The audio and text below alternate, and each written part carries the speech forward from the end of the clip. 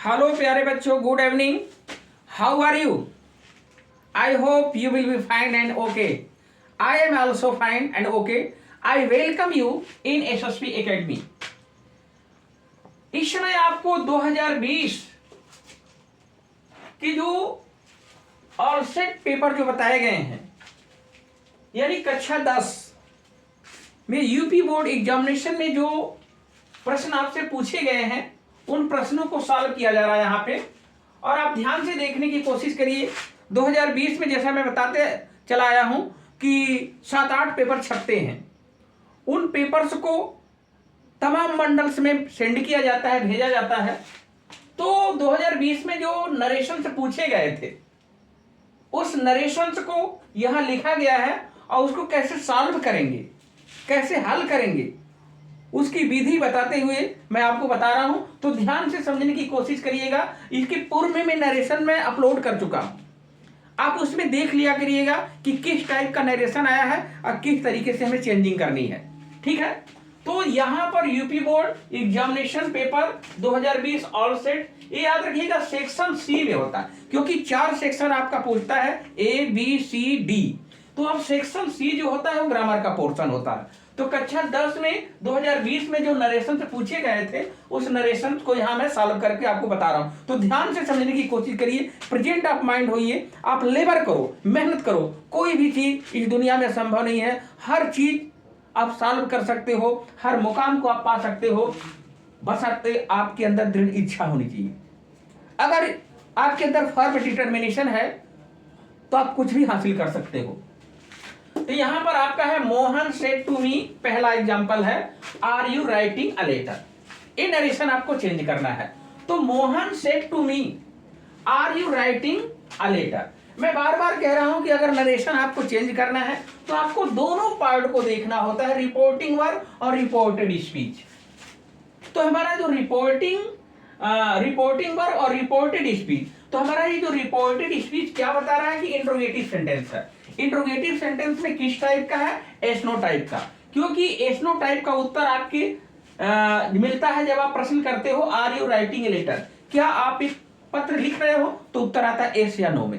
तो इसका एग्जांपल आप करोगे, कैसे करोगे हल, यहाँ पर आंसर आपको बताया जा रहा है। पहला, ठीक है, पहला क्या होगा? Mohan asked me, Mohan asked me. जब इंट्रोगेटिव सेंटेंस होता है तो रिपोर्टिंग वर्ब के सेट को आस्क्ड में बदल देते हैं।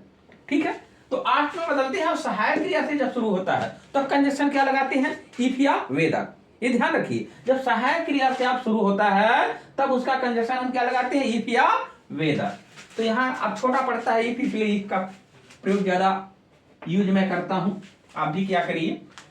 इसके बाद कंजक्शन के बाद सदा याद रखा करिए, ये कंजक्शन के बाद वाक्य अफर्मेटिव बनता है, साधारण बनता है, इसका मतलब करता आता। तो आप यू आ गया, यू को बदलोगे किससे? मी से। सेकेंड पर्सन का प्रोनाउन किससे बदला जाता है? ऑब्जेक्ट से। जब ऑब्जेक्ट से बदलने जाओगे तो यू नॉमिनेटिव केस में, तो मी का नॉमिनेटिव क्या होता है? आई। क्या हो जाएगा आपका? आई।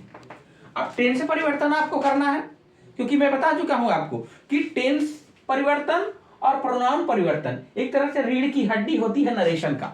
और ये चीज आपको समझना पड़ेगा कि टेंस परिवर्तन कैसे करते हैं और प्रोनाउन चेंजिंग कैसे होती है, ये मैं आपको बता चुका हूं पूर्व में।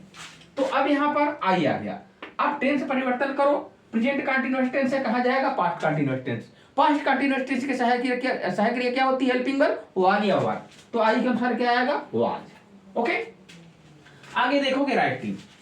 राइटिंग यहां रहेगा इसमें, क्योंकि कंटीन्यूअस में आईएनजी रहता है। ए लेटर, ये लेटर।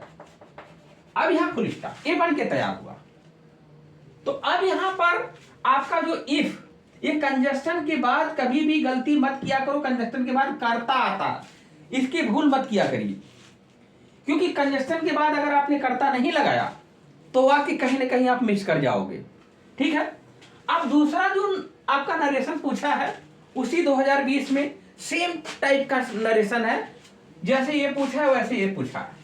ठीक है, ये भी किसी पेपर में रहा होगा 2020 की, ये भी कहीं किसी पेपर में आया रहा होगा। तो अब पेपर वाइज क्योंकि मैं हल कर रहा हूं, इसलिए मुझे यहां लिखना पड़ा। ठीक है, नहीं तो जैसे ये है वैसे ये भी है। थोड़ा सा यहाँ चेंज किया, या नाम दे दिया तो या ही दे दिया, अंतर यही है, बाकी सेम टू सेम है। ठीक है, तो इसका भी आप दूसरे का देख लो क्या हो जाएगा, ही आस्क्ड मी। ठीक है, अब फिर वही बात आ गई, इसको तोड़ोगे तो कंजक्शन क्या आएगा, इफ। अब यू को बदलोगे किसके अनुसार, क्या हो गया, आई। टेंस बदल दो, क्या हो गया, I was writing a letter. बच्चे देख के घबराए नहीं कि सेम टू सेम कैसे पूछा भाई। अरे भाई किसी मंडल में पेपर रहा होगा तो इस टाइप का आ रहा होगा, किसी मंडल में रहा होगा तो इस टाइप का आ रहा होगा। तो ये आपको मैं ऑल सेट बता रहा हूं। तो 7 सेट होते हैं और 7 क्वेश्चन आपके सामने हैं, ये 7 दिए गए हैं और 7 को कैसे सॉल्व करना है ये आपकी जिम्मेदारी है। क्योंकि परीक्षा में बैठने के बाद बच्चों का दिमाग बहुत ही कंफ्यूजन से भरा होता है, हेजिटेशन से भरे होते हैं। उन सारी चीजों को आप अवॉइड करो, निकालो। आप फोकस करो अपने सेंटेंस पर, अपने वाक्य पर, अपने टाइम पर, क्योंकि आपको समय के दायरे के अंदर आपको एग्जाम देना है। अतिरिक्त समय आपको नहीं मिलेगा। ठीक है, कि आपका पूरा नहीं हो तो आपको फिर से समय मिल जाएगा, नहीं, ऐसा कुछ नहीं होता। तो यहां पर आपको अपने समय को देखते हुए सॉल्विंग करनी है और इसके लिए प्रैक्टिस बहुत जरूरी है। क्योंकि जितना सुपरफास्ट आप प्रैक्टिस करोगे उतना ही सुपरफास्ट आप एग्जाम में काम करोगे। और राइटिंग करना, देखिए राइटिंग करना, लिखना मस्ट है, क्योंकि परीक्षा में लिखना होता, बोलना नहीं होता। ठीक है ना, तो यहां पर आप याद रखिए। अब यहां जो तीसरा सेंटेंस आपका है, ये थर्ड जो सेंटेंस है, ये थर्ड सेंटेंस की सॉल्विंग आप कैसे करोगे, देखो। तो तन मन धन से लग जाओ, परीक्षा को एक टारगेट बनाओ, एक मिशन बनाओ। 2-2.5 महीना 3 महीना अपने आप को त्याग दो, अपने आप को समर्पित कर दो, डेडिकेशन लाओ। क्या त्यागने की बात मैं कर रहा हूं, इंजॉयमेंट करने वाला काम त्याग दो। ठीक है, मोबाइल लो तो पढ़ाई करो, मोबाइल में पढ़ाई होनी चाहिए। अब पढ़ाई नहीं करोगे तो पछताओगे। ये the teacher said to the boys work hard to pass the examination. ये वाक्य कैसा आ गया, this is imperative sentence. Okay, imperative sentence का भाव क्या होता है, ऑर्डर्ड होता है, रिक्वेस्टेड होता है, एडवाइस्ड होता है, फॉरवर्ड होता है। ये दिमाग में बैठा लो। तो the teacher said to the boys, यानी अध्यापक ने बच्चों से कहा कि वर्क हार्ड करो भाई, कठिन परिश्रम करो, टू पास करना चाहते हो एग्जाम को। तो ये टीचर का क्या एक तरीके से एक एडवाइस आया। अब एडवाइस आया है तो सेट टू को हमें चेंज करना है। क्या चेंज करेंगे, यहाँ पे ऑर्डर लगाने से बेहतर है एडवाइस लगाओ भाई। वर्क हार्ड की बात की गई है, कठिन परिश्रम करो। ओके, तो यहाँ पे क्या हो जाएगा, द टीचर एडवाइस।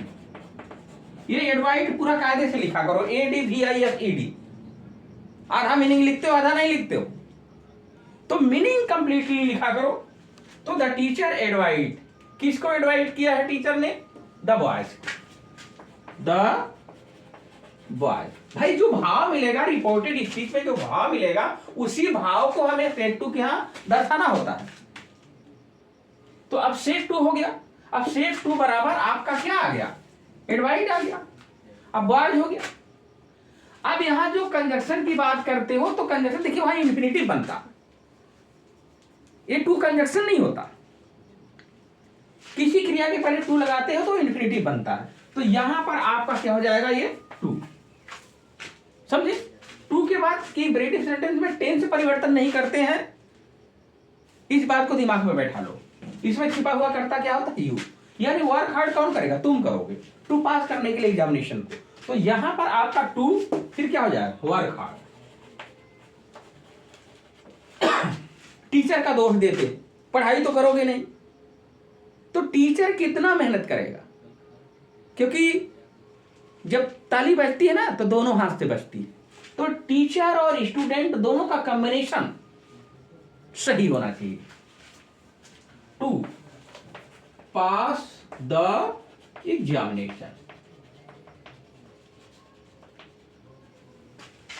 कक्षा में बैठ करके इधर उधर करना, दिमाग को अन्यत्र ले जाना, ये अपने आप को धोखा देना है। तो the teacher advise the boy to work hard to pass the examination, ये बन के तैयार हुआ। तो ये इंपरेटिव सेंटेंस है आपका, इंपरेटिव सेंटेंस में एडवाइज लगा, और यहां जो कंजंक्शन जहां लगाने की बात करते हो इंफिनिटिव बनता है, ठीक है। तो कामा इनवर्टेड कामा को जब तोड़ोगे आप तो क्या लिखोगे, टू वर्क हार्ड, ठीक है, टू पास द एग्जामिनेशन। ये हुआ नरेशन आपका, क्योंकि इंपरेटिव सेंटेंस है, आज्ञा सूचक वाक्य है, और आज्ञा सूचक वाक्य का क्या रूल है, क्या नियम है, क्या विधि है, मैं पहले बता चुका हूं आपको। तो ये आप बोर्ड के जो कितने क्वेश्चन होते हैं बड़े तन मन धन से सॉल्विंग किया करो, देखा करो ध्यान से कि किस टाइप का सेंटेंस आया, किस टाइप के हमें रिपोर्टिंग वर्क को सेट करना। जब तक आप इसको नहीं समझ पाओगे सेंटेंस को, तब तक रिपोर्टिंग वर्क के सेट को सेट नहीं कर पाओगे। ठीक, आगे चलिए देखते हैं।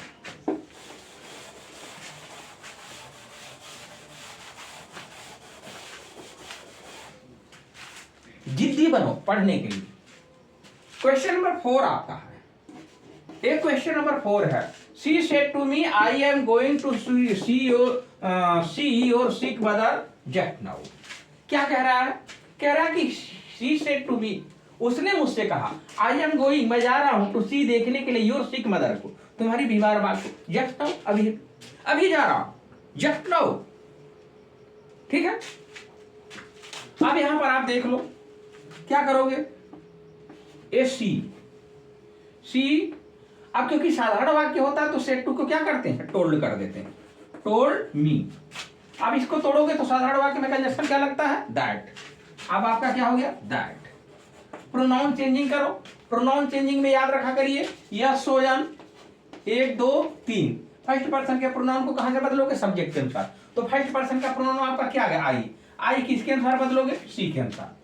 तो आई नॉमिनेटिव, सी नॉमिनेटिव, यहां क्या हो गया, सी। टेंस परिवर्तन कर लो, present continuous tense change into past continuous tense. तो अब पास्ट कंटीन्यूअस टेंस की सहायक क्रिया क्या हो गई, वाज, सी के अनुसार क्या है, वाज आएगा। फिर गोइंग, गोइंग हो गया, गोइंग, ठीक। आगे बढ़ो, क्या है, टू सी, यहां चेंज नहीं करेंगे कुछ, इंफिनिटिव है यहां। फिर आ गया यो, आ गया प्रोनाउन किस पर्सन का, सेकंड पर्सन का, सेकंड पर्सन का प्रोनाउन ऑब्जेक्ट से, ऑब्जेक्ट से बदलने के लिए किसके पास आओगे, मी के पास। क्या आओगे, मी के पास आओगे ना, मी के पास। तो योर किस केस में है, पजेसिव केस में, तो मी का पजेसिव क्या होता है, माई। क्या हो गया, क्या माई, माई हो गया। अब फिर सिक, यस आई सिक, सिक। अब मदर, ये हो गया मदर। क्या हो गया, कायदे से लिखा जाए इसको,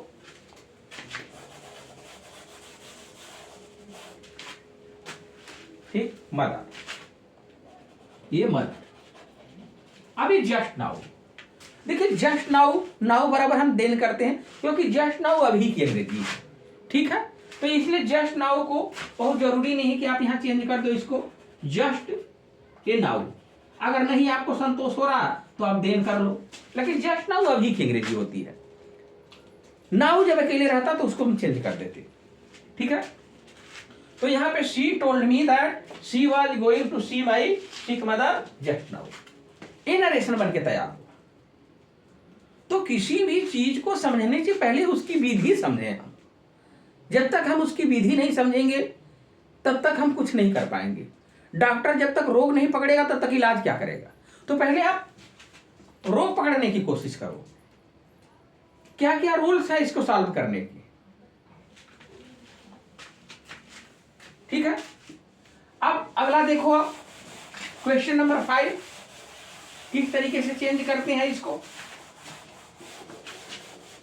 बिंदु बिंदु से सिंधु बनता। पढ़ाई एक दिन में पूरी नहीं होती, पढ़ाई का एक क्रम होता है, एक सिलसिला होता है। जब तक अपना टारगेट प्राप्त न कर लो तब तक अध्ययन करते रहो। 5वां है आपका, ये 10 वाले बच्चे एकदम ध्यान से सुन ले, पढ़ाई करनी है तन मन धन से लग जाओ, सारे पेपर्स को सॉल्व करो। विज्ञान के हैं, गणित के हैं, अंग्रेजी के हैं, हिंदी के हैं, जो भी आप सब्जेक्ट लिए हो, तन मन धन से सारे बोर्ड के पेपर को सॉल्व करो, आपका एग्जाम सबसे बेहतर होगा। यहां पर 5वां है, my friend said to me love is blind. गजब का वाक्य भाई, बड़ा मशहूर वाक्य। क्या है, my friend said to me, मेरे दोस्त ने मुझसे कहा कि लव इज ब्लाइंड, प्रेम अंधा होता है, दैट इज रियल। इनफैक्ट ये आपका यूनिवर्सल है। क्या है? यूनिवर्सल। अब ये यूनिवर्सल ट्रूथ है। यूनिवर्सल ट्रूथ होने पर टेंस परिवर्तन नहीं किया जाता। ठीक है? यूनिवर्सल ट्रूथ हो, हिस्टोरिकल फैक्ट हो, हैबिचुअल फैक्ट हो, तो वहां पे टेंस परिवर्तन नहीं किया जाता। ओके, तो यहां पर आप क्या करोगे? सी क्या हो गया? टोल्ड मी, इसको तोड़ोगे दैट, यल क्या हो जाएगा?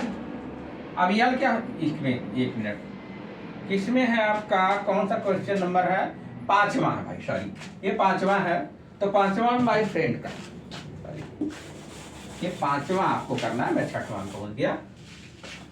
तो ये 5वां है, क्या है? माई फ्रेंड क्या है? Told me. ओके, अब इसको तोड़ोगे, क्या लगाओगे? दैट, दैट लगाओगे। Love is blind. अब यहां वाज नहीं करोगे, क्योंकि सदा सत्य वाक्य जो होता है उसमें टेंस परिवर्तन नहीं करते हैं, क्योंकि अर्थ का अनर्थ हो जाता है। क्योंकि लव इज ब्लाइंड, अगर यहां लव इज ब्लाइंड कर दोगे, अब अंधा नहीं तो अब भी तो अंधा होता है भाई। सूर्य पूर्व से निकलता है, अगर उसको कहते हो सूर्य पूर्व से निकलता था, तो इसका मतलब पश्चिम से निकलता है क्या? नहीं। तो इसका मतलब इसीलिए यूनिवर्सल ट्रूथ जो होते हैं उसको टेंस परिवर्तन नहीं किया जाता, क्योंकि उसके भाव बदल जाते हैं। पृथ्वी गोल है, अब कह दो पृथ्वी गोल थी, का मतलब अब पूर्व में गोल थी, अब नहीं है, अभी तो हालात वैसे हैं उसके। तो इसलिए यूनिवर्सल ट्रूथ जो होता है उसमें टेंस परिवर्तन हम नहीं करते। ठीक है? अब ये हो गया माई फ्रेंड टोल्ड। हाँ, यहां पर आपका सेड टू है, सेड टू को आप चेंज करोगे, क्या करोगे? Told, told me that love is blind. तो ध्यान से समझिए,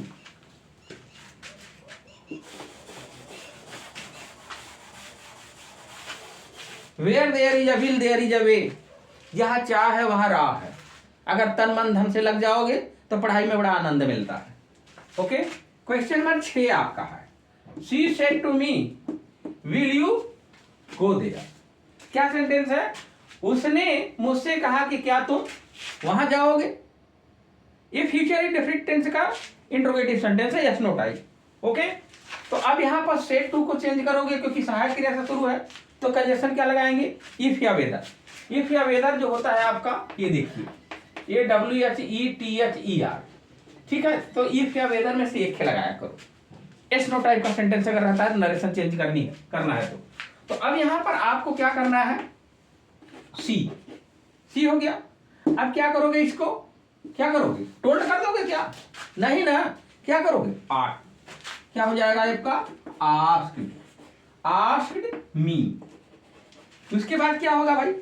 क्या बताया था मैं? हेल्पिंग वर्ब से अगर शुरू है तो कंजक्शन क्या होगा? इफ। क्या हो गया? इफ हो गया है। अब इस कंजक्शन के बाद आने वाला क्या होगा? कर्ता। कर्ता देखिए, अब यहां पर अब कर्ता क्या है? यू सेकेंड पर्सन का प्रोनाउन है, ऑब्जेक्ट से बदलेगा। सेकेंड पर्सन का प्रोनाउन कहां से बदल रहा है? ऑब्जेक्ट से। This is the nominative case और this is the objective case. अब इसको आप चेंज करोगे तो इन्वर्टेड कॉमा में जिस केस में प्रोनाउन है उसी केस का प्रोनाउन यहां से जाएगा, ये याद रखिएगा। ये नॉमिनेटिव है तो यहां ऑब्जेक्टिव लाके नहीं बैठा सकते। ये नॉमिनेटिव है तो यहां से नॉमिनेटिव जाएगा, ये ऑब्जेक्टिव है तो ये अपना नॉमिनेटिव भेजेगा। इसका नॉमिनेटिव क्या होता है? आई हो गया। अब आई, अब ध्यान देखिए, यहां थोड़ा सा ध्यान देना होता, क्योंकि बच्चे समझ नहीं पाते इस बात को। ये देखिए, यू के अनुसार भी लाया है तो आई के अनुसार जाते, आई भी के अनुसार क्या होता? सैल होता। ठीक है, तो अब आई के अनुसार क्या होना चाहिए? शुड होना चाहिए। कभी कभी सीरीज आप पढ़ते हो उसमें गलतियां होता है, बहुत गलतियां होती हैं, तो जो सीरीज वगैरह में चेंजेस किए रहते हैं तो उसका मतलब कि बिल्कुल करेक्ट है ऐसा नहीं होता, वो भी इंसान ने सॉल्व किया, तो इंसान से गलतियां हो सकती है। तो यहाँ आई के अनुसार क्या होना चाहिए? शुड होना चाहिए। क्या होगा? शुड, ये शुड। ठीक है, अब आप क्या करोगे? गो देयर, ये फुल स्टॉप। समझ रहे हैं इस बात को? तो कहने का मतलब यह है कि सेंटेंस की पहचान अगर आप करोगे तो आप अच्छी तरह से सॉल्विंग कर पाओगे, अदरवाइज बहुत मुश्किल हो जाएगा। ठीक है, अब आपका अंतिम सेंटेंस जो है बड़ा इंपॉर्टेंट है, ये कई बार बोर्ड वगैरह में पूछा है क्वेश्चन। यहां भी पूछा है, 2020 के सेट में भी आया है।